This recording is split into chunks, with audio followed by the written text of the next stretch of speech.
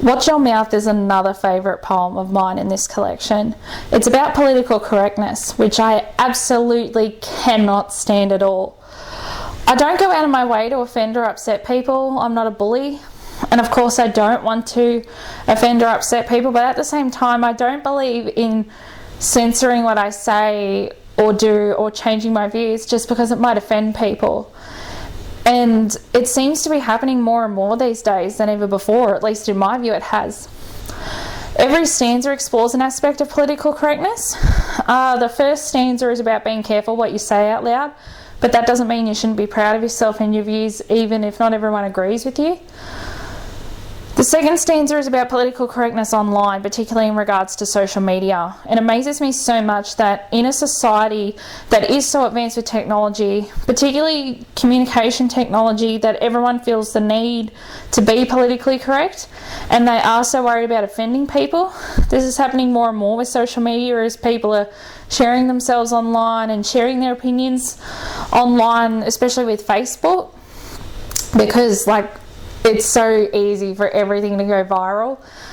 So people are more and more careful, but I don't think they should be careful to the point that they're being politically correct or even lying about how they feel. You know, I'm not saying political correctness is lying about how you feel, but it shouldn't go that far.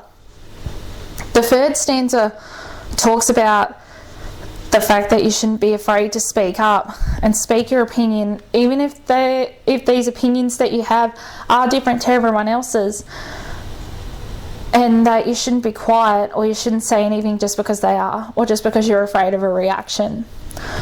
The last stanza summarises my feelings towards political correctness really just absolutely perfectly.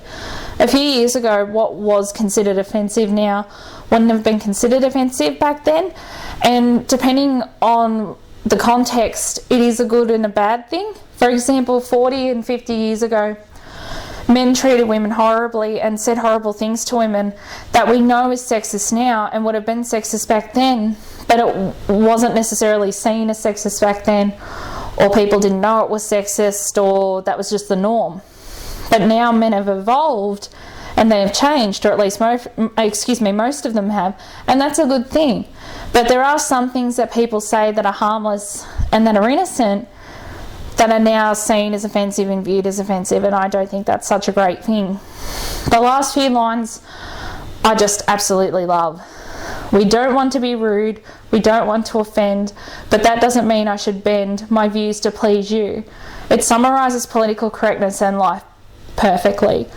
The last two lines of every stanza makes the point that just because you have a different view on something than most people, or most people that you know, or just different to everyone else, that doesn't mean that you shouldn't express yourself or change your views no matter what social setting you are in, or no matter what you say or do. You are entitled to an opinion, you are entitled to feel the way that you feel. Most times you can't help it, and you shouldn't watch your mouth, or you shouldn't shut up, or you shouldn't be quiet just because it's different to what your family and friends expect of you, what society expects of you, or just because your views are different to everyone else.